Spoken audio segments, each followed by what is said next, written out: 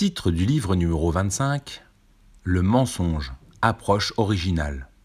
Auteur Ammar Belmostefawi. Bonne écoute et réflexion à vous.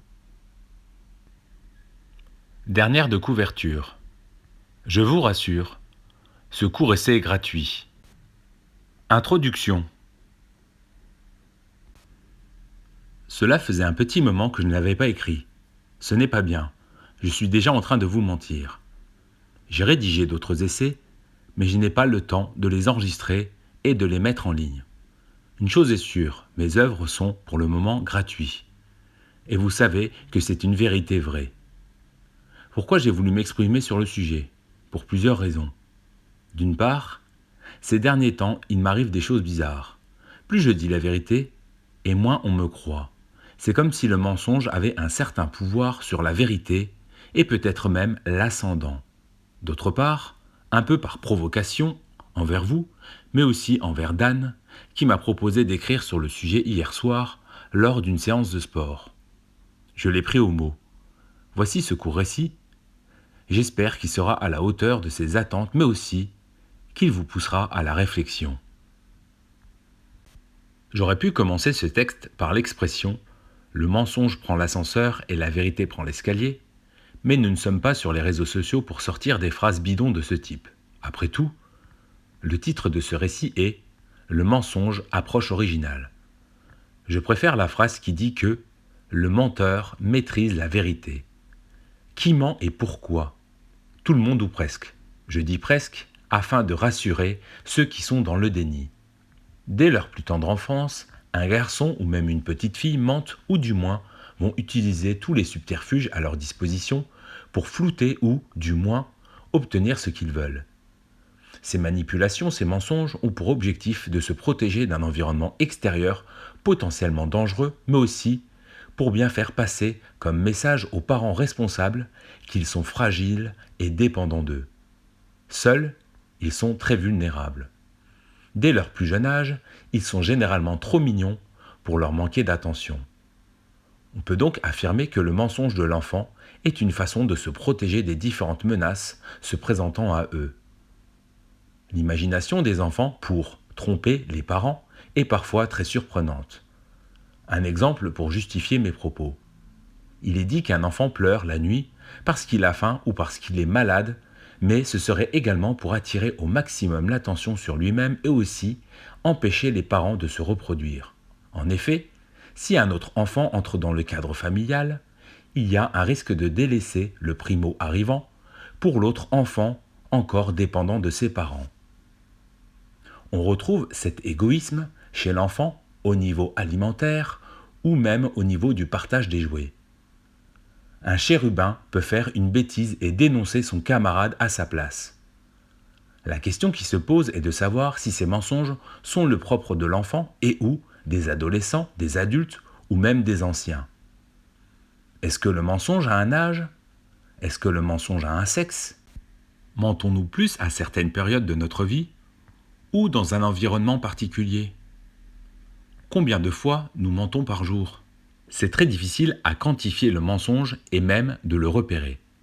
Tout simplement parce que la personne peut vous mentir ou manipuler la vérité, ou pire, mélanger, mixer le faux avec le vrai, ou le vrai avec le faux. On parle d'enjoliver, d'embellir la réalité dans certains cas. Un exemple? Demandez à une femme combien de partenaires elle a eu dans sa vie. Elle peut vous répondre 3 hommes, mais faut-il multiplier ce chiffre 3 par le double ou même le triple? Une femme sait que plus le nombre de partenaires qu'elle a connus sera élevé, plus le risque de se faire repousser par un homme est important. L'homme n'est pas en reste. Il peut mentir à la gente féminine pour arriver à ses fins en parlant de mariage, d'enfants, d'un patrimoine inexistant et qui est juste le fruit de l'imagination du menteur. Nous n'allons pas nous permettre des généralités ou provoquer de la haine dans ce récit, mais pensez-vous qu'il existe des femmes qui font croire à leur homme que l'enfant qu'elles portent est la progéniture de ce même homme et pas celui d'un amant? Est-ce que l'humain fait les choses de manière totalement désintéressée? Toutes ces questions peuvent faire l'objet de nombreuses discussions sans fin. Partons du postulat que tout le monde ment. Est-ce qu'il y a des mensonges acceptables ou des mensonges impardonnables? Existe-t-il différents degrés de mensonges?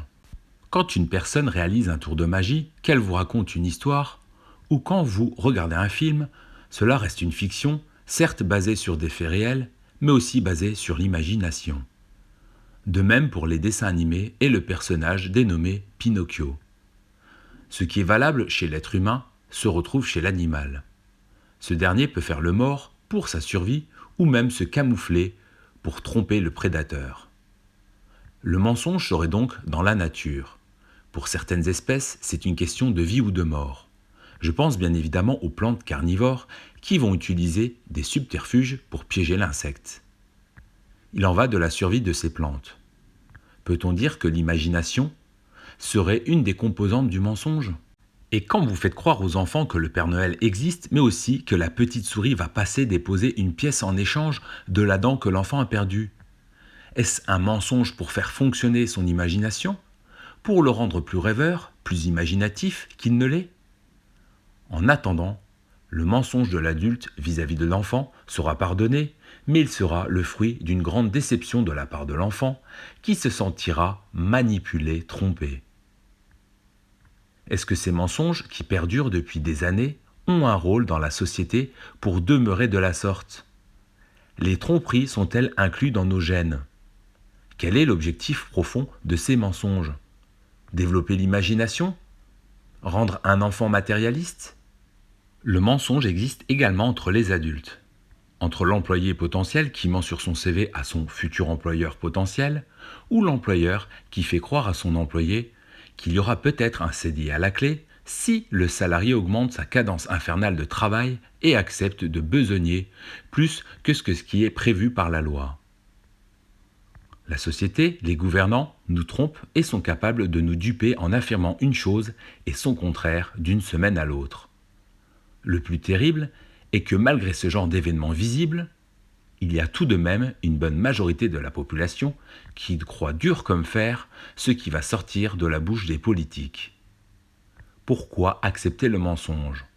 Pourquoi voter pour le plus menteur, manipulateur d'entre eux? Est-ce que beaucoup vont le faire pour faciliter leur vie ou tout simplement parce que réfléchir demande au cerveau un effort plus important, plus d'énergie? Est-ce que les personnes ont une préférence pour se laisser guider par le menteur plutôt que par le porteur de vérité? Si c'est le cas, peut-on dire que le cerveau serait donc économe et préférerait une solution simple plutôt que de se remuer les méninges? Le menteur travaillerait donc plus son cerveau en délivrant un mensonge suffisamment bien construit pour qu'une personne accepte les paroles de ce premier. Est-ce que nous pouvons dire que la vérité serait donc plus compliquée ou plus difficile à accepter que le mensonge? Admettons que trop réfléchir par soi-même serait se rapprocher de la vérité. Il serait donc plus facile de croire un menteur plutôt qu'un porteur de vérité. Le mensonge pourrait être plus beau, plus embelli que la vérité, un peu trop brutal parfois. Il y aurait donc un intérêt à mentir. Quand je déclare au début de ce récit que le menteur maîtrise la vérité, peut-on dire que le menteur est plus malin ou même plus intelligent que celui qui dit la vérité? Mentir aux autres est une chose, mais se mentir à soi-même, est-ce pour une raison particulière? Pour son ego, sa survie, son bonheur, son équilibre intérieur? Est-ce que dans ce cas, mentir est mal dans ce genre de situation? Encore une fois, ce récit est porté sur la réflexion, et je ne vous demande pas de répondre à chaque question pour laquelle, moi-même, je n'ai pas forcément de réponse à vous apporter. Une chose est sûre, une vérité peut devenir un mensonge. En effet, pendant de nombreux siècles, l'homme a cru que la Terre était le centre du monde. D'un autre côté, est-ce qu'un supposé mensonge peut-il se transformer en vérité? Je pense à toutes ces fake news qui deviennent au bout du compte réel. Il y a de quoi se triturer le cerveau. D'ailleurs, notre raison nous ment constamment car nous pensons penser de nous-mêmes et prendre nos décisions de manière consciente et ainsi avoir le choix. Ce serait une manipulation, un mensonge de la part de notre cerveau. Il en est de même pour ce que nous pensons voir de nos propres yeux. Les angles de vue changent la perception des choses. J'adore le sujet portant sur l'inconscient, donc je vous le ressors. Est-ce que cette voix intérieure, que nous nommons inner speech, nous ment régulièrement? Un exemple, quand vous voyez un terrain de course et que vous vous dites que vous n'arriverez pas à faire un seul tour sans vous arrêter. Souvent, vous vous mentez à vous-même. Une fois élancé, vous vous rendez compte que cette voix intérieure vous a menti. Est-ce que c'est pour votre propre bien, pour votre intégrité, que votre cerveau vous envoie une information négative? Oui, le mensonge est bien parmi nous, malheureusement ou heureusement. Nous sommes souvent trompés par notre cerveau, parce que nous pensons voir de nos propres yeux. Nous sommes également influencés par nos amis, par nos familles et par notre entourage en général, de manière volontaire ou même involontaire. Attention, je ne cautionne pas le mensonge, mais il est bien présent parmi nous et c'est un constat. Il y a des gestes, le non-verbal, qui trahit le mensonge. Il y a des subtilités pour se rendre compte qu'une personne nous ment ou se ment à elle-même. Mais pour cela, il faut avoir un œil averti. Le plus haut degré de mensonge serait la mythomanie. Comment appeler le plus haut degré de vérité? De la clairvoyance? Comme on dit qu'il n'y a pas de bien sans mal, peut-on affirmer qu'il n'y a pas de vérité sans mensonge? Après tout, qui maîtrise la vérité? Le menteur ou le porteur de bonnes paroles? Nous pouvons penser détenir la vérité et être dans le mensonge. C'est pire que tout que de se tromper sans même le savoir. Une personne qui te ment peut être synonyme de déception pour toi, mais pour certains, c'est une leçon pour le futur. Au bout du compte, le mensonge nous ferait tout de même réfléchir, voire même mûrir. C'est comme une expérience. Vous l'aurez compris, le mensonge est dans l'air. Il peut arriver dans nos oreilles, entrer dans nos poumons et ressortir de notre propre bouche à tous. Je vais arrêter ce petit monologue intérieur, même si je pourrais encore vous dévoiler beaucoup de choses sur le mensonge. Je pense qu'il est préférable de garder un voile de secret devant les yeux et de faire sa propre expérience face au mensonge. Rien de mieux que la pratique. Conclusion. Juste pour finir, je vous ai dit au tout début de ce livre, et même dans la dernière de couverture, que ce récit est gratuit. Eh bien, c'est un mensonge.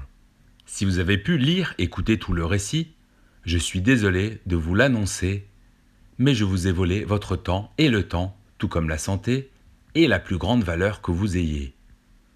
Vous l'aurez compris, le temps a un prix, car il est limité, tout comme notre temps de vie. Ce court récit n'était donc pas gratuit, mais vous a bien pris une partie de votre temps. Je m'en excuse tout de même auprès des plus susceptibles. À travers ce texte, je vous ai menti droit dans les yeux, mais j'espère que cela vous servira de leçon et que vous aurez aimé ce récit. Vous avez le droit de me répondre oui, mais également non. Pas de mensonge entre nous, s'il vous plaît.